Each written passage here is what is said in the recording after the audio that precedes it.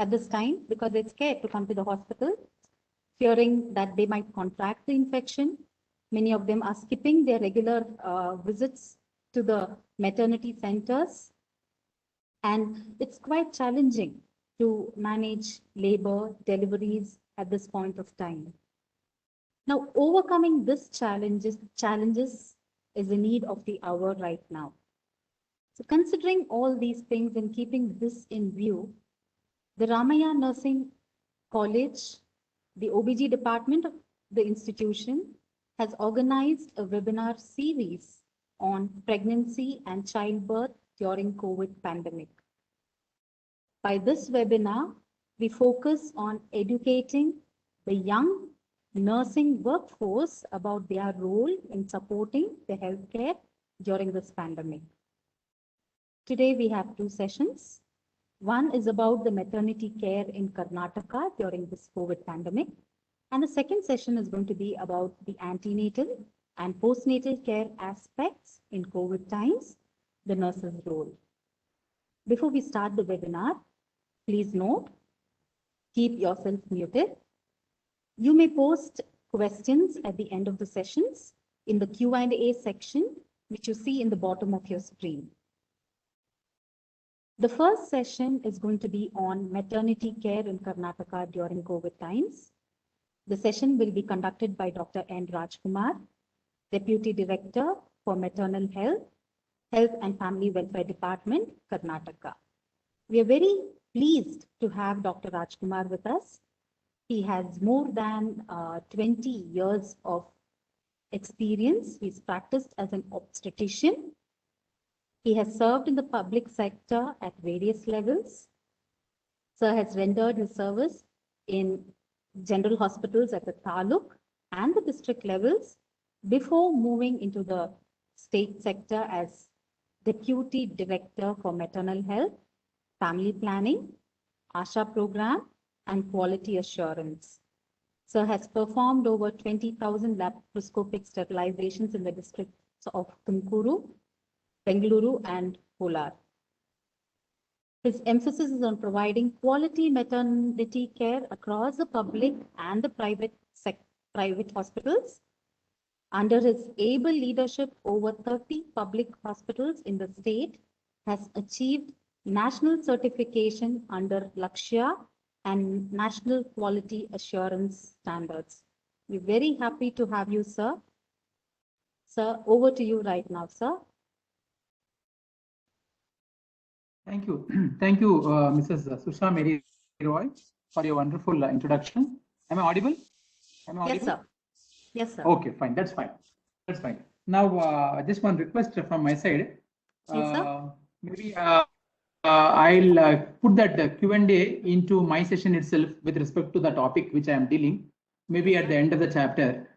So out of 30 minutes, 20 I will take, or 20 minutes I will take for my presentation, and 10 minutes or so I can keep for Q&A. Okay, is that okay, Mrs. Susha Mary? Fine, sir. Yeah, thank you. Thank you. At the outset, warm greetings from the Government of Karnataka, Department of Health and Family Welfare, Bengaluru.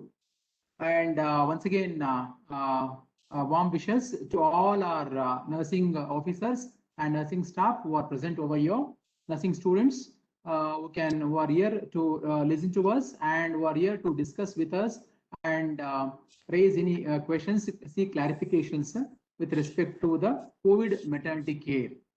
Now, all of you know that COVID itself is a challenging disease.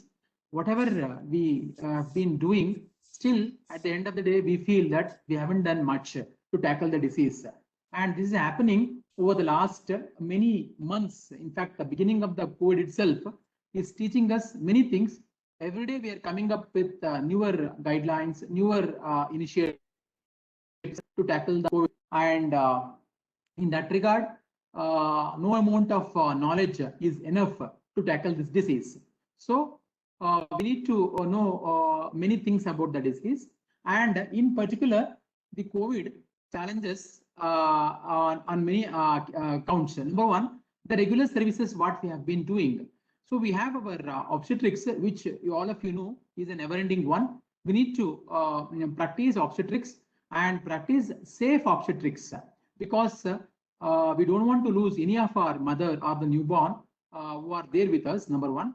Second thing is COVID itself will bring about certain changes. Now, our maternity section will be has been divided into two sections. Number, the women who are not COVID positive, that is COVID negative, we can call them. One thing, women who are COVID positive. We have a huge challenge here to provide the services for both the sections. That is, who are COVID positive and who are COVID non-positive. We cannot mix up these things also. However, the age-old art of delivery and cesarean section has not changed over the COVID, except that we have been using our protective gear in the form of the personal protective equipment, PPE kits as we call, that we have been using. And of course, we have more stringently doing our hand washing and other things required to prevent the transmission of the virus. Now, with respect to, I'll deal with separately all these things. Number one, the COVID, the service during COVID times for people who are not COVID positive, that is, who are COVID negative. So this has been running in all the public health hospitals, institutions, and the private sectors. Both of them are giving the services, providing services for the COVID negative maternity cases or pregnant women. We have been not that we have closed all our government hospitals for COVID positive, and we are driving our pregnant women to go to the private for the services. No, it is not like that. We have many times co-located both the services, but all in all, we have, see, roughly we can expect that we have around 80 to 90,000 deliveries happening per month in the state of Karnataka, out of which over 65% of deliveries take place in public hospitals. Similarly, the COVID positive pregnant women are also not left in the lurch. They have been designated the COVID hospitals, like in Bengaluru. You must have heard of the government HSIS Gosha Hospital, which is in Shivajinagar. Here we have earmarked this hospital, designated this hospital for COVID positive deliveries only. So here in this hospital, we don't conduct deliveries for COVID negative. So where should they go? Those who are COVID negative will go to Vani Vilas Hospital. So government has taken the steps to ensure that COVID positive deliveries are given a safe place to undergo deliveries. And here also, over the last 40, 50, over last 2 months beginning from April 1st to May 30, we have conducted over 300 deliveries who are COVID positive in Gosha Hospital. Apart from the Gosha Hospital, we have our ESI hospital in ESI Medical College Hospital in Rajajinagar, which is also conducting COVID positive deliveries. And here we are conducting both normal delivery as well as the cesarean section. So the COVID per se does not change the dynamics of the obstetrics. It doesn't change, it doesn't put the indications towards C-section a lot. So whatever indications we are conducting, we are doing it depending on the obstetric indication, not depending on whether it's COVID positive or COVID negative, number one. And second thing is, we have out of the 300 odd deliveries who are COVID positive, we have a small segment, maybe around 8 to 10 infants, newborns who are infected with the COVID virus, which we do after 24 hours of delivery. So the services are being provided. The indications are not changed. Whether we go extensively for cesarean section, no, it isn't like that. However, one element which I would like to add is that we are seeing a little bit higher number of preterm deliveries in COVID pandemic, and also we are seeing more number of stillbirths. The exact cause for this is not known. So whatever it is, the COVID times, the maternity care services are not affected, I can say, are not affected, number one. Second thing is, now the indications are not changed. Whatever the obstetric indications we are adhering to. Now the third is, more important is, the birth companion during the COVID times. As you all know, we are not able to provide the birth companion to the COVID to the pregnant women. As you all know that we have to test all of them who are entering the hospital. So right now what we have is we have tested our pregnant women. Depending on the positivity, we are conducting deliveries. Now, what are the changes that have taken place in COVID times with respect to maternity services? Number one, we have a special or a separate hospital allocated for the COVID positive pregnant women. Number one. Second thing is we have given the birth companion is not being allowed for the fear of infection, contracting infection. Third is that the indications are not changed. Now, fourth, we have seen the higher number of preterm delivery and the stillbirths. Now, number 5 is we have brought about certain changes in the hospital itself. That staff nurses and doctors are being provided with the PPE kits, which contains, of course, all the protective suit plus the headgear. That is the shield, the face mask, as well as the socks, other things, shoe covers, gloves. So all the items are provided in the form of the PPE kit to our the staff nurses as well as the doctors who are handling the COVID deliveries.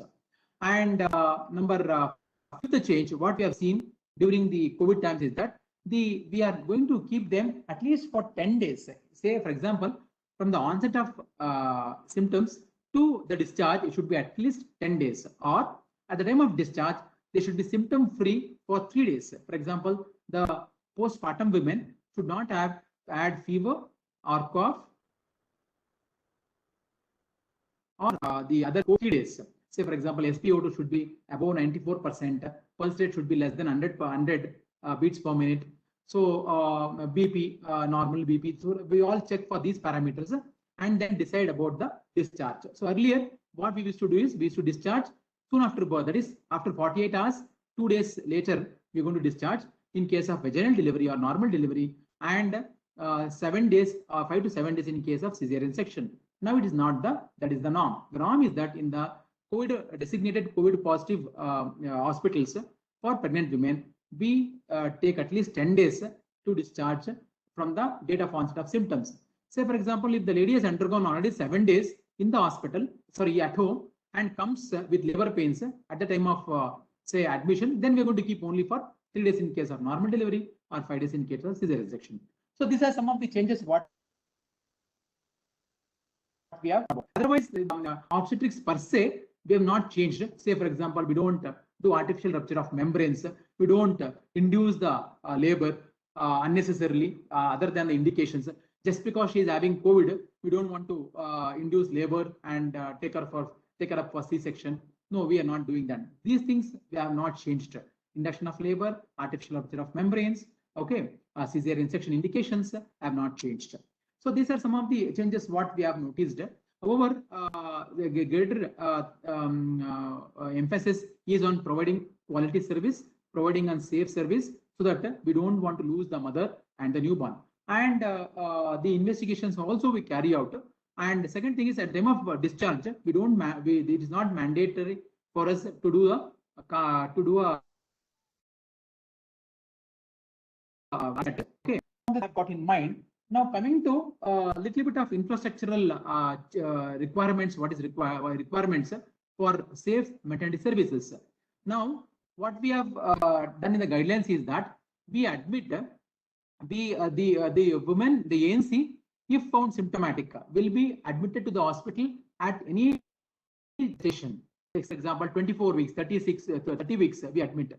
In case of symptoms, in case the woman is asymptomatic and not near term, that is not near 38 weeks, then we ask them to go isolation, undergo isolation or self-isolation at home. We don't insist for them come to the hospital and stay with us for 10 to or 15 days or the time for the time which she wants, because she wants to be native. So that is one thing what we have been advising, that the positivity itself does not require admission.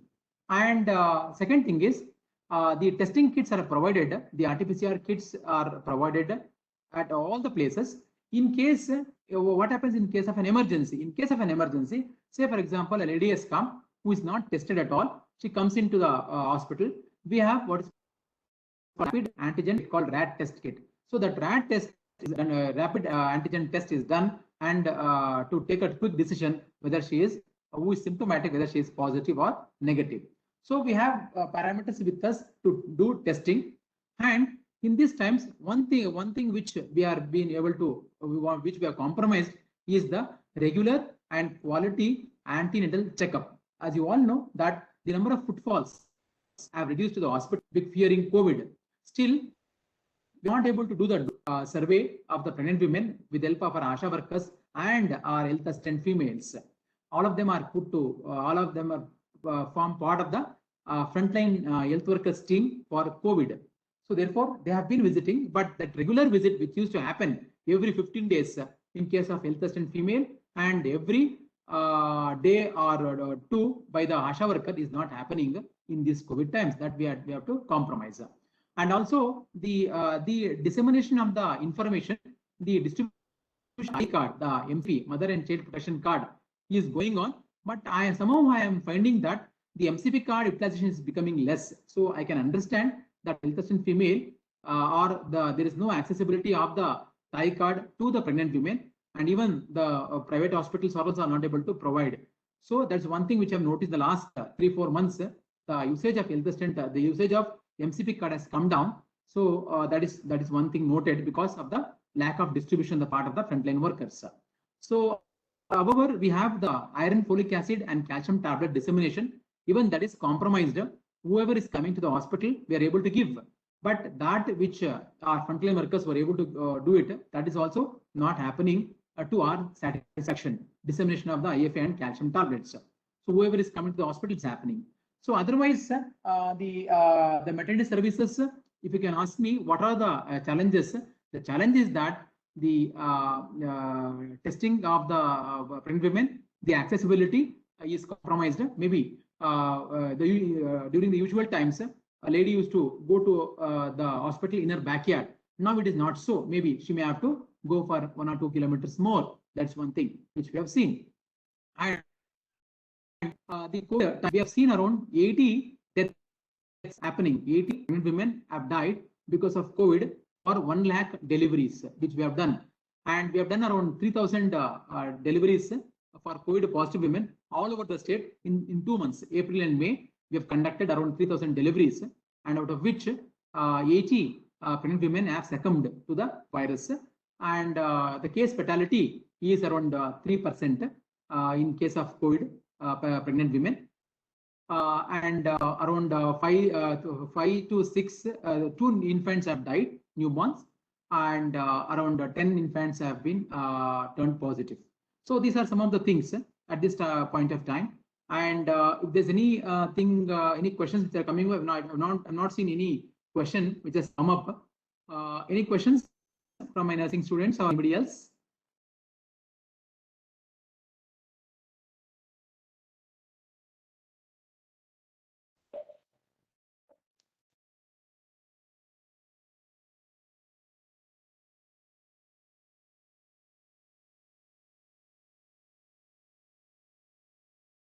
Okay, I can continue for some more time till the questions crop up. Yeah, okay. So some of the other aspects of the mental care is that we have to the quality. We need to improve the quality of services in the form of, say, counseling of the client. So the counseling of the client is more important now than before, because it is the time now the lady, especially the one who is COVID positive, will have innumerable questions, innumerable doubts in her mind as to what would be the outcome of the pregnancy. In case of ANC, asking worriedly whether anything may happen to her. So counseling is very important, and to counsel, you need to have a very good data with you, very good knowledge of the know-hows, what's happening in the surroundings, the hospitals which are there, and you need to see. So counseling is very important this time than before, because counseling is nothing but dispelling the apprehensions that the lady may have, number one. So we need to do counseling. And second thing is we need to promote the same methods of family planning what we have been doing as well as the safe delivery. So COVID per se, as I said, will not give rise to indication for cesarean section. Now, here the question just come up is, sir, is it safe to give COVID vaccination for a pregnant mother or post-delivery?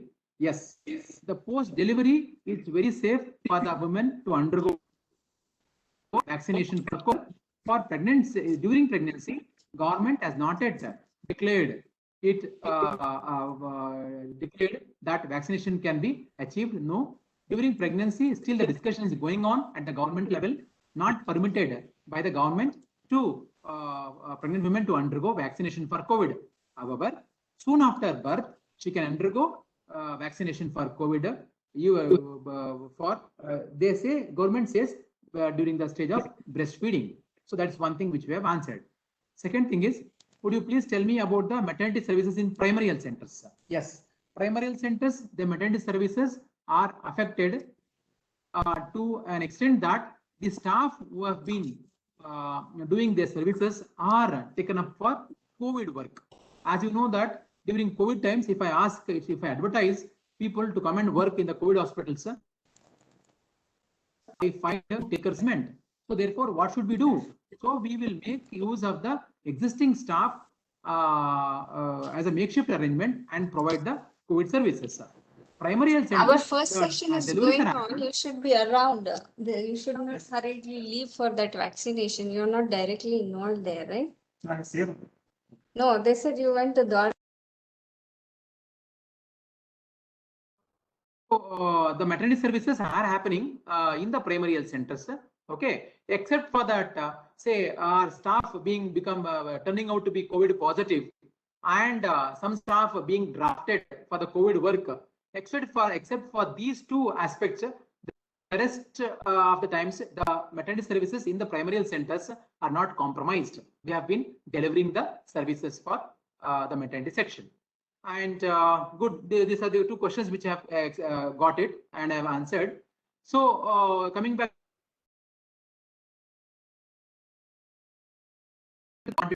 Yes, documentation too should be very stringent.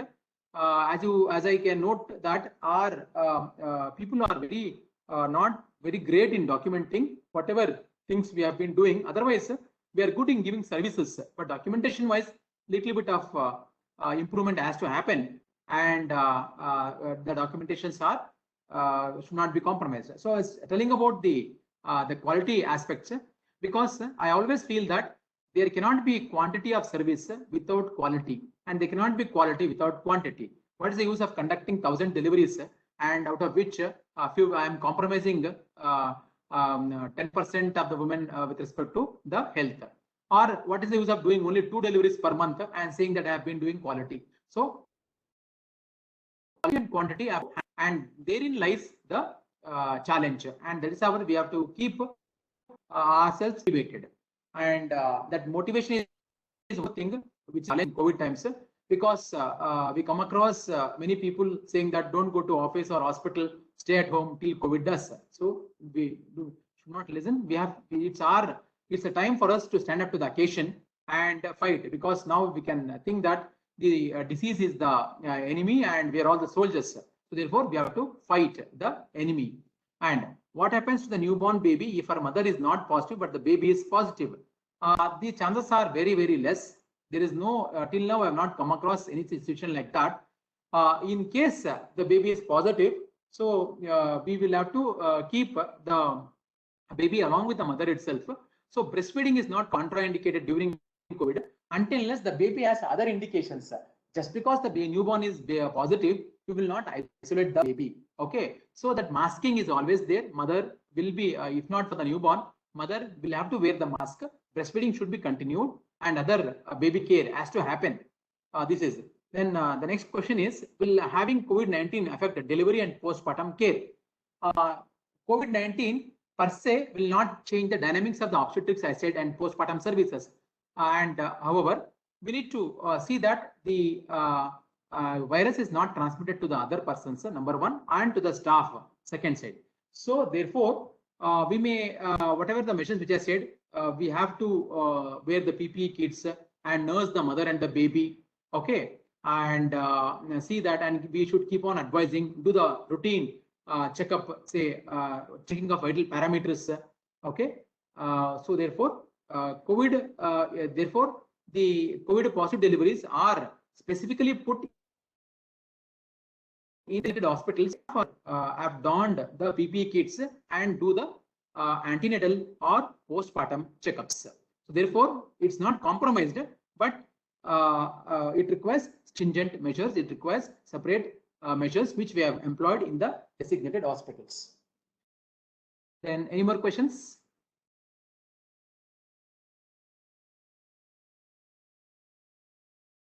Three questions have come up and I am able to answer. I think I'll just go down if some have come. So if the mother, okay, when COVID positive lactation mother can take vaccine, it is not defined. So as soon after delivery, as soon as she gets back home, coming back home, she can take the vaccine. From say day 1 or day 2 of childbirth to up to the 1 year or as long as lactating. Second question is, if the mother is COVID positive and newborn is not, is it safe to leave the baby? So yeah, if the mother is COVID positive and newborn is not, is it safe to leave the baby with the mother, or are there any precautions? No. So it is safe for the because it is this is the usual circumstances which we have come across. As I said, around 300 deliveries we have done in Gosha, and only 5 newborns are positive. So what do? We don't abandon the baby, so, okay, or we don't abandon the mother. The child care and postpartum care will continue. Of course, sometimes, as I said, many of these babies are preterm. So therefore, the preterm birth, we have to keep them in the SNCU. So therefore, they will be in the SNCU for a greater part of the time. Otherwise, healthy newborn infected with COVID from the mother will not be eligible for isolation of the baby. It will be along with the mother. The care will continue. However, mother will be able to do all the breastfeeding and other baby care. So she will be wearing the mask. Yes. So therefore, next question is, if the mother is positive and newborn is not, it's safe to leave the baby with the mother. Yes, it's safe to leave the baby with the mother. No change in any of the guidelines. Okay, even breastfeeding can be done. We've been advocating breastfeeding. Okay, yeah. So these are some of the questions from I've taken. Okay, so quite a good interaction could have. One more, when COVID lactation, I'm just trying to cover up as much as possible.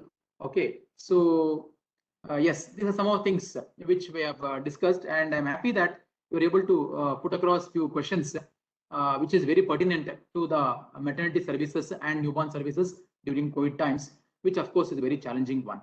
I think I have come to the concluding part of the session, and if there are no more questions, I would like to thank MS Ramaiah Nursing Institute for giving me this opportunity to interact with you. May not be physically in the classroom settings, but I am here and looking at the way you are which is there over there, students and others really interested in this topic of COVID maternity services. And thanks to our nursing officers and doctors, we are able to provide decent services. We couldn't do much to bring down the case fatality CFR, which is of course around 3% all over the state with respect to the COVID. I still feel that we have got a lot more learnings to make with respect to the COVID, and the nature, if it gives some respite, we can think about that. And once again, I think it's a pleasure to be part with you all in this webinar regarding COVID services. Madam Sonali, yeah. Yes, sir. I had a question for you, sir. You said 3% case fatality rate in positive women. What is the positivity rate among pregnant women? Do we have any statistics, sir? positivity rate? Yeah, we have. It is, we have around the positive rate in pregnant women. See, we have a lot of ANCs which are tested, but right now the data with me is about only those who have gone into the labor, who have undergone delivery services. Say we have 3,000 deliveries which have happened, and out of which, the case CFR, the maternal deaths have told. Whereas lot number of women have become positive, but they have not come to the hospital because they are not near term, 38 weeks, or they have not had any other complications. So therefore, I had to get the data of the number of pregnant women who are positive. Okay. Whereas I have got the data of women positive and presenting into labor room. Okay. So that is around 3,000. Okay. And has the right. Thank you. Has the number of women approaching the hospital for delivery come down because of COVID, sir? That's a good question. Number of deliveries, it depends on the type of the hospital. If I can assure that I have, say, for example, Gosha, as I said, now Gosha, it was catering to COVID negative deliveries. Okay, we used to have around 300 to 350 deliveries over there per month. Now it has come down 350, 300, 350 in the last 2 months. So 50% of the people have gone to Vani Vilas. So therefore, so from one hospital to another, there is a shift, okay, of the women. But as you all know that they have to undergo deliveries, either government or private. Even private, sometimes if they're not fully equipped, they will not be able to treat, because we say that they should have a separate, they should be co-located, or at least having separate labor room and other service staff who are donning the PPE kits and caring for the pregnant women. So therefore, as you said, footfalls have not decreased. We have had, and more importantly, data is not forthcoming, because whatever little data was coming from a hospital which was having a single data entry assistant, that because the assistant is not there for a long time because of COVID or other work, or being drafted to other work, data from those hospitals have not come up to us. So therefore, data is not there, but number of footfalls have not decreased. Okay. For delivery services, In some, it is affected. in some other states, they've said that in rural parts, actually, the number of home births have increased during COVID. How is it in Karnataka, sir?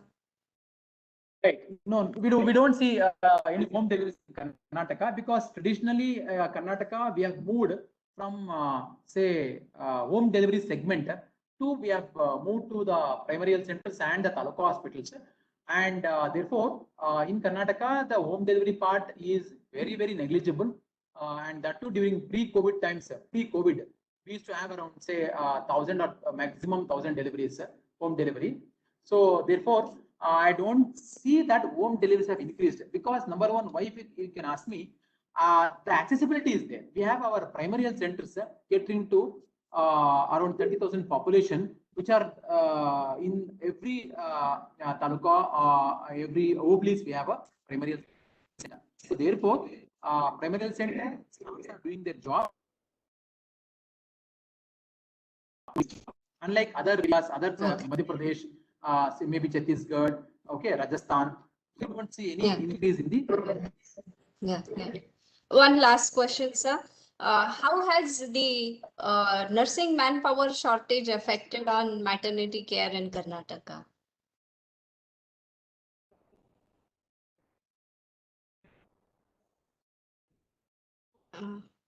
You're not audible, sir. I think you're muted.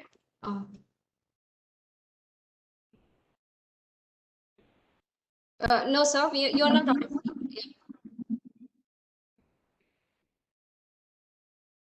We are unable to hear you, sir. Now is it okay? Yes, Now is it sir. okay? Yes, better. Yes. Yeah. Staff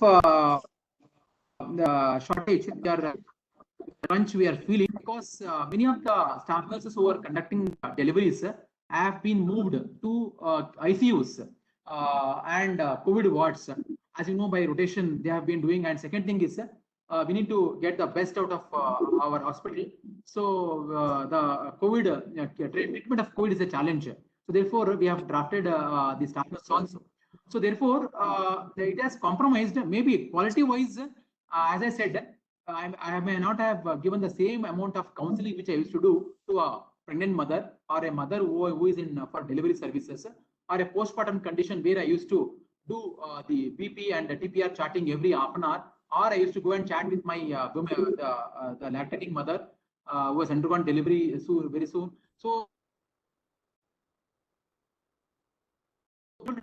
do that very well. Because I have been able to hang on to the delivery services. Say, for example, cesarean is not compromised. Giving delivery is not compromised. Counseling, they are not able to do it. Yes. Yes. Thank you.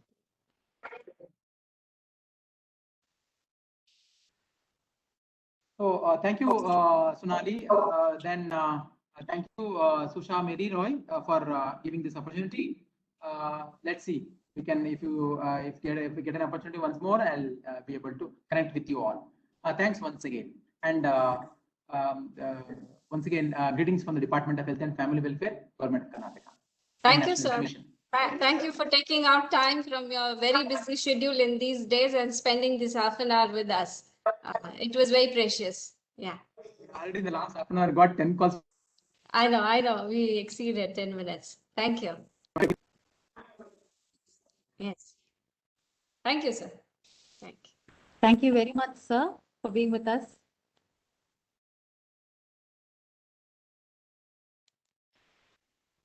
That was a very interesting session. Now we'll go on to the next session. The next session is on antenatal and postnatal care aspects in COVID times, nurses' role. The session is going to be conducted by Mrs. Sangeeta X, lecturer, Ramaya Institute of Nursing Education and Research. Mrs. Sangeeta X has more than 15 years of teaching experience.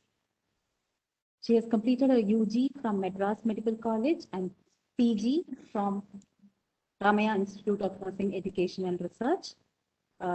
Mrs. Sangeeta X is a PhD scholar from INC. She has published several articles in peer-reviewed and index journals. The area of interest of ma'am is maternal nutrition.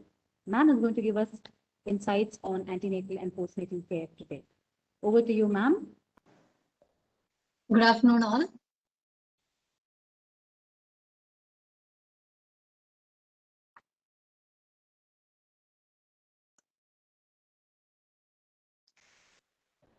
Susha ma'am enabled me to share the slides.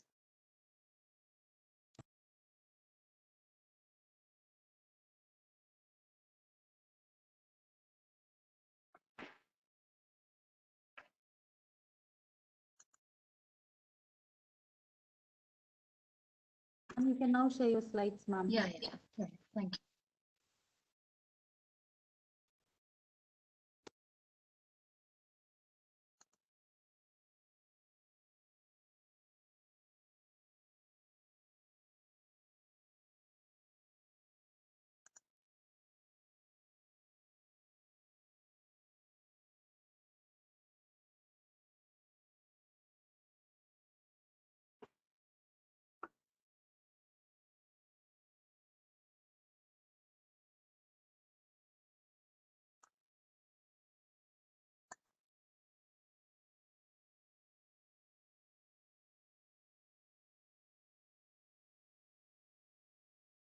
Yeah.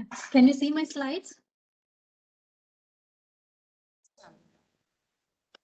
Am I audible to all? Yes, ma'am, we can hear you. Okay. So once again, good afternoon to all. We'll start our presentation. Okay. So today's topic for this webinar, what I'm going to talk is about antenatal and postnatal care aspects in COVID times, mainly the nurse's role.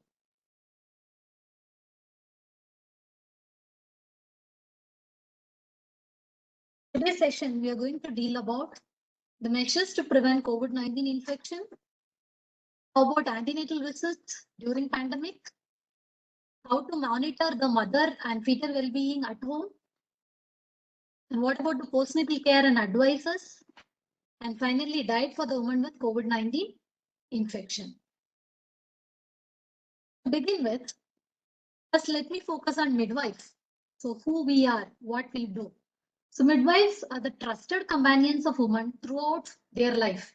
Starts from their pregnancy, birth, and the period following their childbirth during the postnatal period. And we play a vital role to assist the woman to achieve healthy pregnancies and make the pregnancy a positive experience. Now the world is talking about positive birthing experience. We play a major role in it. And the safe, effective midwifery care can avoid 83% of maternal death, stillbirth, and newborn deaths.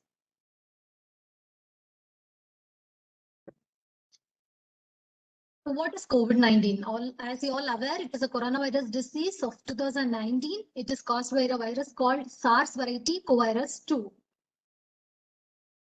The pregnant woman is not at increased risk, but if she has certain comorbidities like heart disease, diabetes, hypertension, asthma, or if she is compromised with HIV or SLE, then their risk for complication is increased. So now we'll start with what antenatal care is given to the mother by a nurse. So to begin with, how or what education we have to give to the pregnant woman to prevent about COVID-19 infection. So midwife should teach about 5 aspects. It is called as do the 5. So what are the 5? First is about home, what she should be doing at home. First is stay at home. Instruct the mother to stay at home as much as possible unless there is a medical need or if she develops some symptoms of infection. At home, when she has to frequently disinfect the surfaces, mainly the fomites which she frequently touches. Those items should be disinfected. And if the woman is working, she better to prefer a work from home option because many companies and even the software companies are offering work from home options. And we should advise her to avoid visitors, including home care personnel or any maids or her colleagues who are visiting her. And she has to avoid non-essential travel. We highlight non-essential travel. So better to avoid the travel. If at all, if it is unavoidable, she is better to use the private vehicles.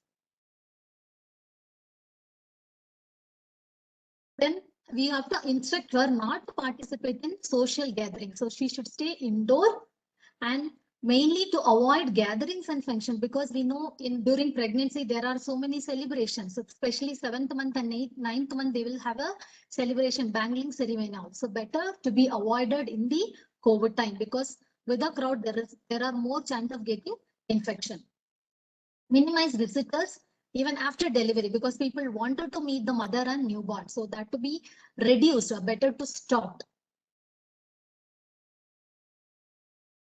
Next is about hands. So we have to instruct her to wash their hands frequently with soap and water or at least alcohol when water is not available for at minimum 20 seconds. Next, about elbow. So whenever she cough or sneeze, she has to cover her mouth with the elbow or if she has a tissue that can be used, but those used tissue should be disposed immediately. That is very, very important. If she reuses it, there is more chance of getting infections. We should instruct her to avoid touching face, eyes, nose, mouth with her hands. And always ask her to follow the space, that is the social distancing of at least 1 meter from the next person.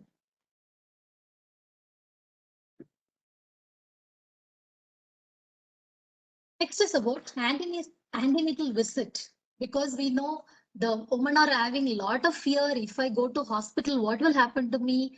First of all, with the lockdown, there are no vehicles available. They have to book a vehicle and go. PHCs are offering, but still many in urban state, if we take, more are using the private facilities. So now how we can avoid transmission of infection? That is, the Ministry of Health recommends to reduce the antenatal visits during pregnancy. So we recommend only 4 visits, at least 4 visits. So it is 20th week, 12th week, 20th week, 28th week, and 36th week. So we can take between 8 weeks or 2 months gap, the visits are scheduled. Additional visits can be planned or arranged if she has any symptoms or if she develops the danger signs of pregnancy. So what we do in each visit. So when she comes for first visit, what is our role? So mainly confirm her gestational age and calculate the expected date of delivery. Then we have to screen for high risk pregnancy.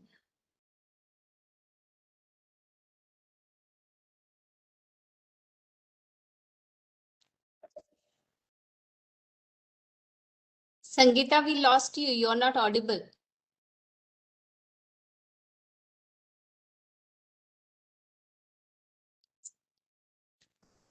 Sangeeta, we lost you. You're not audible.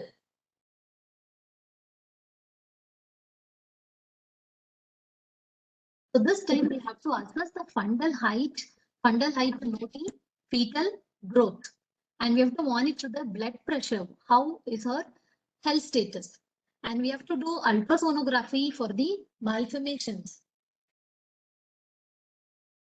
Okay, and TT immunization should be given now in the second visit, that is the 20th week gap. And as a nurse, we have to ensure that she is continuing iron and calcium supplementation. We have to remind her. When she is coming for a third visit around 28th week, we have to monitor the fetal growth. So we have to do the abdominal examination. Okay, we have to monitor the blood pressure. So blood pressure should be continued all the time from the second trimester onwards. And we have to test for gestational diabetes. So glucose tolerance test should be done. And we have to ask the mother, or we have to teach the mother about self-monitoring. That is how she has to check the fetal movements, how at home she can monitor the blood pressure and blood sugar. In the next slides, I will be explaining in detail. And as a nurse, we have to educate about the warning signs during pregnancy. She's at home. Now, this will tell her that when she should visit the clinic as an emergency basis.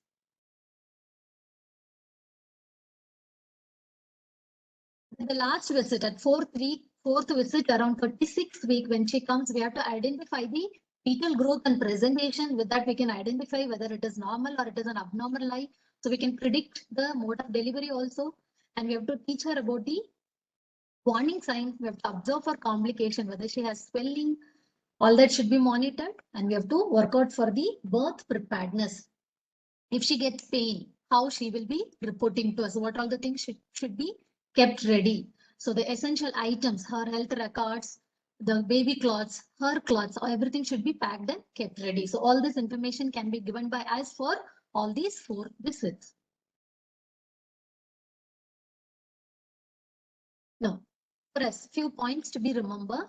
So maximum we have to have a tele-consultation. We told 4 antenatal visits can be in person, but remaining all the visits we have to arrange for tele-consultation.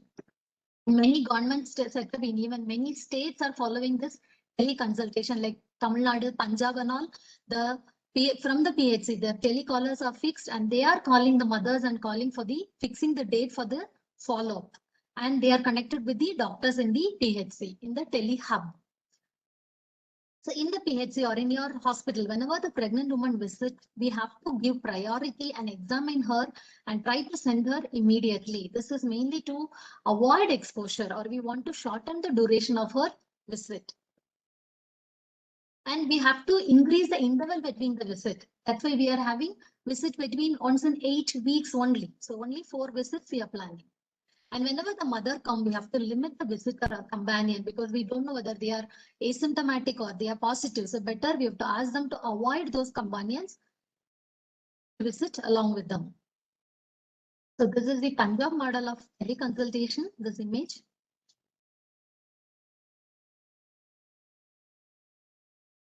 And we can fix antenatal checkup, we can fix a day. For example, within first trimester. So one day will be fixed. So many hospitals are doing this. And we should not allow the pregnant woman to visit the hospital dedicated for COVID-19 for a regular antenatal checkup. This instruction, we should be very, very clear. There should be isolation or segregation between the COVID cases and non-COVID cases. That information should be passed to the pregnant woman. If any woman has missed the 4 visit or she crossed more than 3 weeks in our period, then better we have to communicate or we contact the mother and arrange for the teleconsultation, or if we work in the community setup, we have to arrange ANM or ASHAs to meet her with a PPE or contact by telephone so that we can get the update about the health status of a pregnant woman. Now, how to monitor maternal and fetal well-being assessment at home? So now we are focusing more about teleconsultation. So mother cannot remember what is happening to her health. So we have to instruct the mother to monitor her blood pressure, maternal weight. Blood pressure, we have to teach that she has to regularly monitor. When the BP is more than 140/90, then immediately she has to contact us by teleconsultation.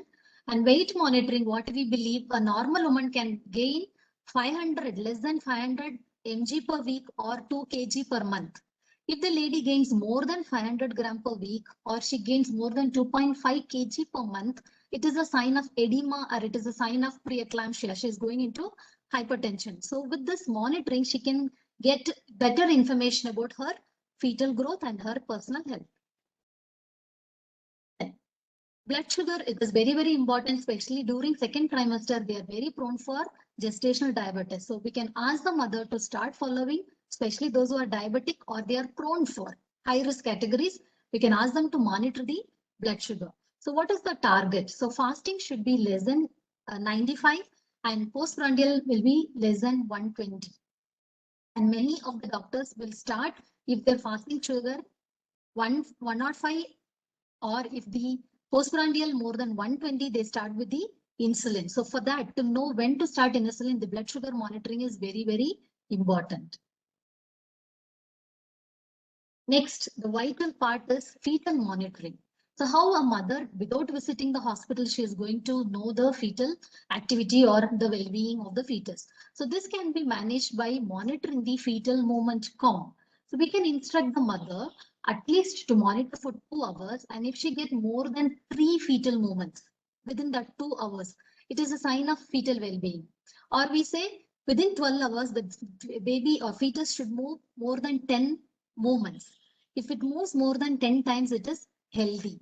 So all these events should be recorded in a diary, and this should be presented whenever she meets the doctor in person or whenever she has a teleconsultation.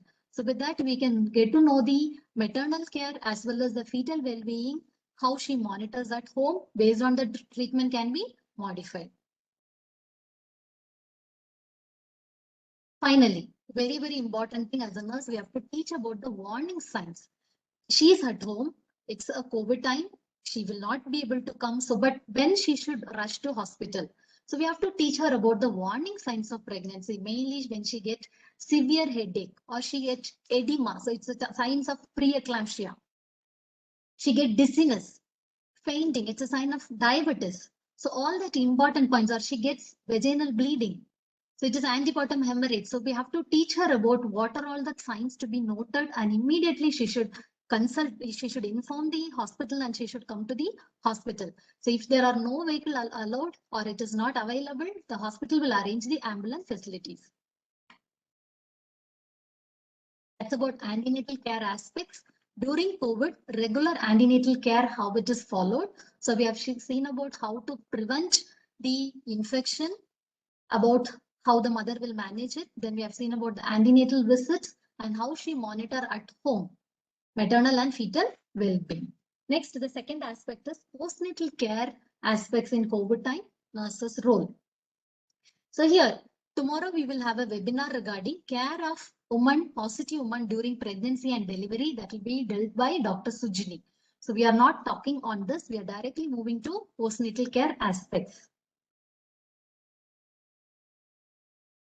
So to begin with the medical management, there is no difference between the obstetrical management and general COVID management. The COVID management is similar for adult as well as the postnatal period. So the supportive treatment, it goes similarly: rest, oxygen, fluid management, and nutrition. So for the management, it starts with hydrochloroquine, dose of 600 mg. That is 200 mg, 3 times a day will be given with a meal, along with azithromycin 500 mg once a day. This treatment will be continued for 10 days. And antiviral therapy, lopinavir, ritonavir, remdesivir, and oseltamivir. Antibiotics if any suspicion of secondary bacterial infection only, otherwise antibiotics will not be started. And for symptoms, we know there is a fever and pain. So for that, we recommend paracetamol. So as usual, during pregnancy, we avoid non-NSAID. So like ibuprofen and all is avoided even during pregnancy and postnatal period. So safer drug is paracetamol. Oxygen, if there is a breathing difficulty, oxygen is supplemented by nasal prongs or mask. 4 to 6 liters per minute will be administered. Usually this postnatal, they are mild. Symptoms are mild. The severe symptoms are experienced during the last trimester and at the time of labor.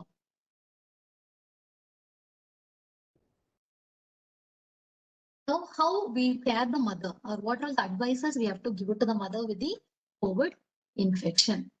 So rooming in is combined. So what we say, or what the Minister of Health recommends, rooming in can be given. There is no segregation of mother and the baby. So if there is a rooming in, mother can use the mask or she can use the cloth to cover the face, and she has to follow the hand hygiene before any contact with the neonate. So she has to follow a proper hand hygiene. And we should instruct her not to keep the mask or any used cloths on neonate. Sometimes by mistake, they may just keep it on baby. That should be avoided.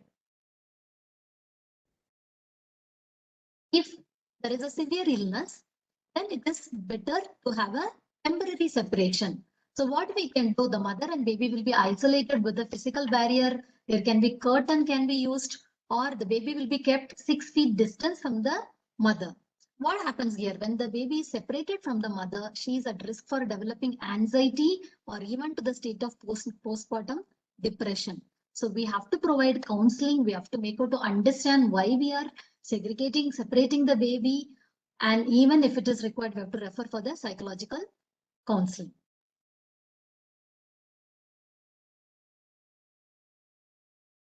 So what about breastfeeding? So breastfeeding is not a contraindication with COVID-19.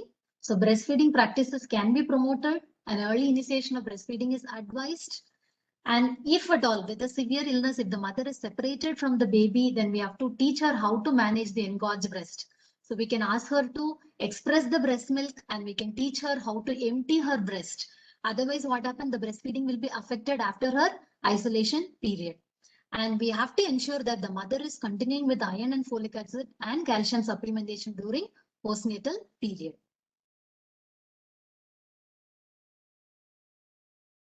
We have to advise a healthy, nutritious diet because she needs immunity to come out from the infection. And finally, we have to educate the family members or the couple about the contraceptive practices. They have to decide. Okay, so we are giving for the informed choice. Let them choose which is possible for them. Now, discharge recommendation. The discharge recommendation is as like normal COVID only. So discharge of the neonate and mother is planned once both of them are stable and they are tested negative. Okay, and after discharge, the postpartum visit can be conducted telephonically.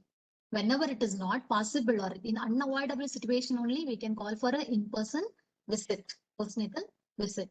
So why we do all this is we want to reduce the physical visit to the healthcare facility by the mother as well as her newborn.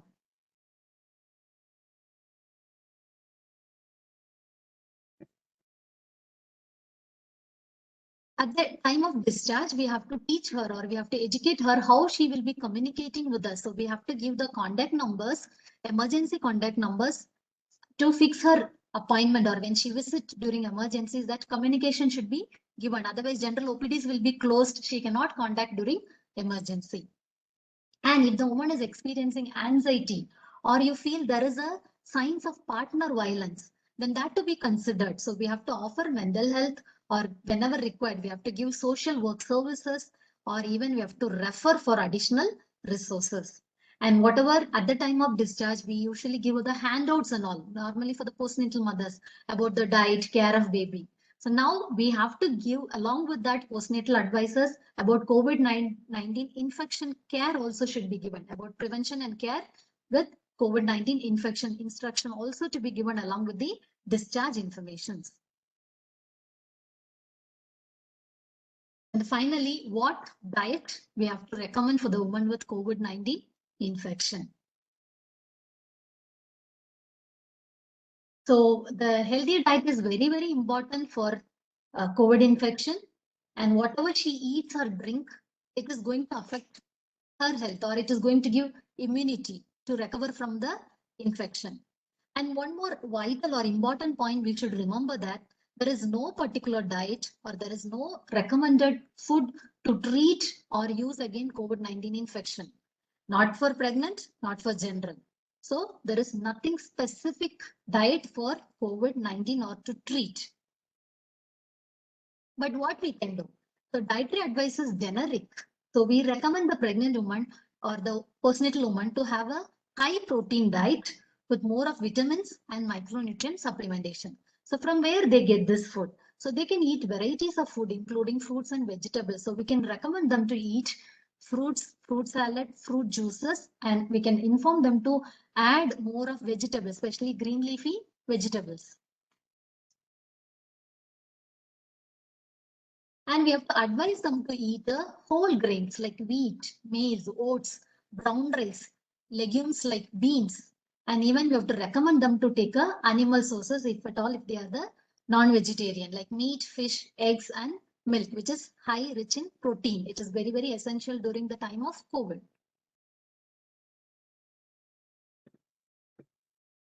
And COVID time, one more thing we have to remember, they will lose their taste.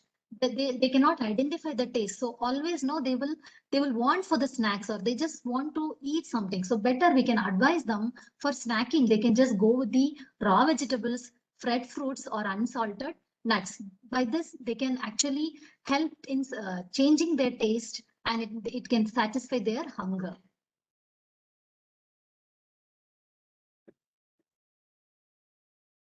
And generally, everybody advises for immune boosters. So we also recommend, like from the ministry, they recommend citrus fruits and ginger, garlic, broccoli, turmeric.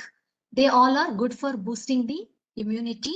And we say golden milk, that is milk added with the turmeric is very good, especially if it is taken along with little pepper in the night. They say it is very healthy. It soothes and it induces sleep.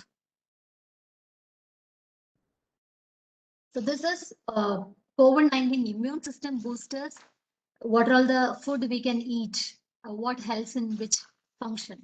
So first is about zinc. So we can get it from the meat, seafood, milk, and grains and beans. So this zinc will help in wound healing. And vitamin C, we can get it from oranges, tomato, guava, lychee fruit. It helps our cells from the oxidative stress, and it will help in inflammation process, the healing process. Then iron. Iron is from all green leafy vegetables, beans, and it will also provide non-specific immunity for the defense mechanism. And vitamin E, we can get it from nuts, seeds, beet germs, green leafy vegetables and all. This helps the cells from oxidative stress. Vitamin A from sweet potatoes, carrots, red bell pepper, spinach, mangoes and all. This helps to regulate our immune response. And vitamin B6 from all green leafy vegetables. This will support our immune system during the COVID infection process.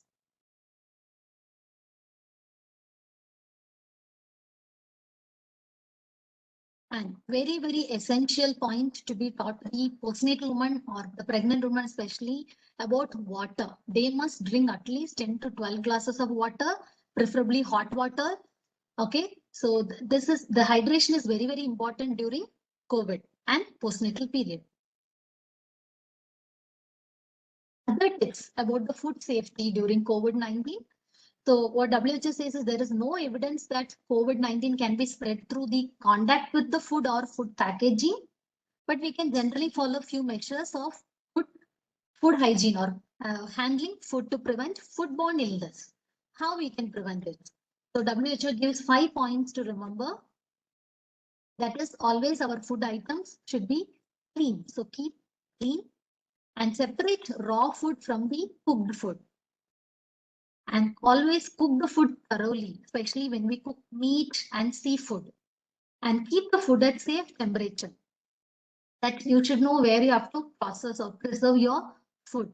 And always use safe water and safe raw materials for cooking. So with this food safety, we can prevent further infections.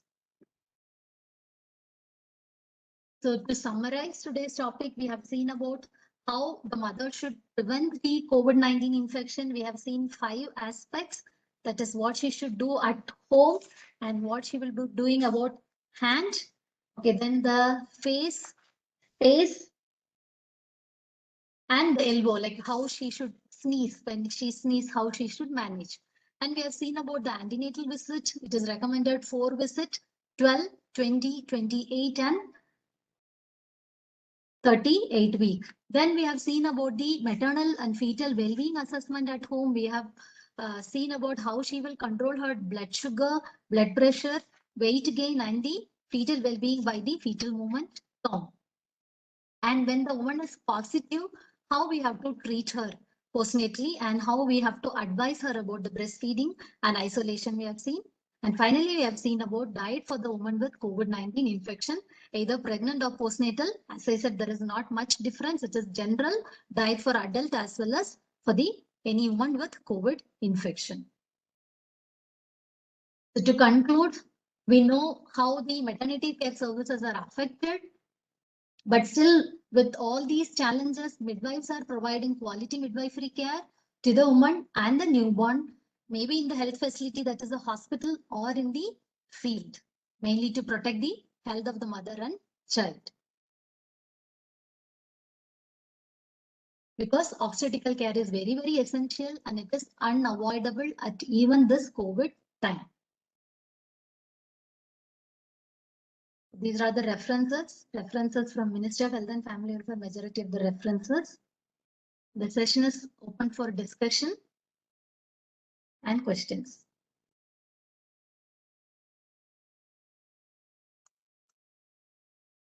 Thank you, ma'am, for the session. Ma'am, a few questions put on the chat is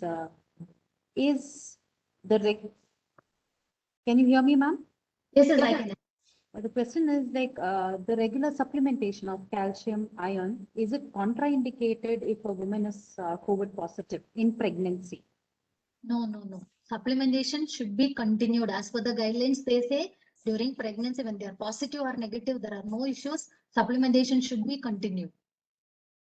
What about taking TD injections, ma'am? TT injections are given in second trimester.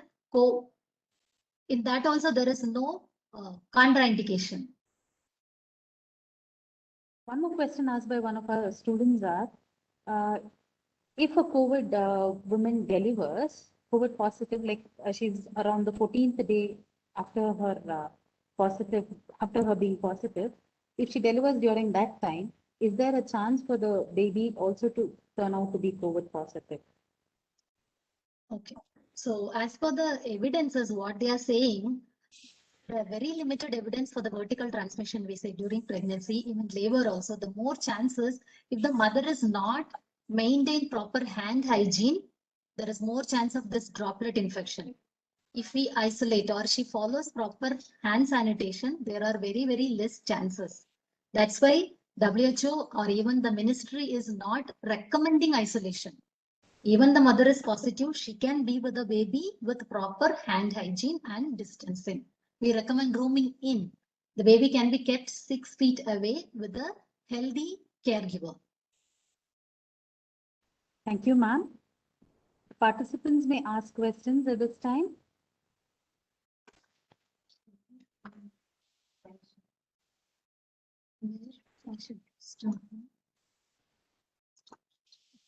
One minute, I am not able to see the chat.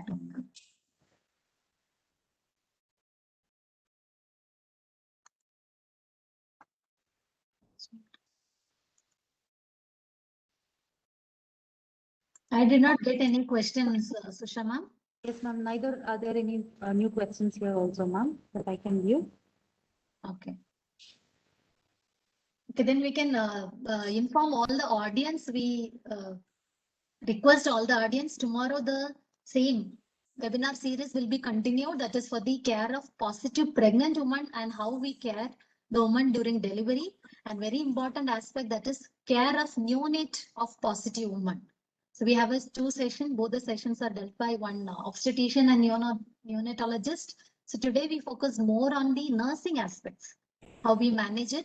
So we request everybody to attend tomorrow's session to get more information about how to care the positive woman. Thank you, ma'am. That was a very interesting session, ma'am. But it gave us a lot of information about the nurse's role in taking care of the antenatal and postnatal mother. Thank you, ma'am. Thank you. So we have come to the end of today's webinar sessions. As ma'am has already informed, tomorrow we have 2 more sessions. That is about care of COVID positive women during pregnancy and childbirth and care of newborn of COVID positive women. I request all of you to join for the sessions tomorrow also. Thank you all for participating in this session.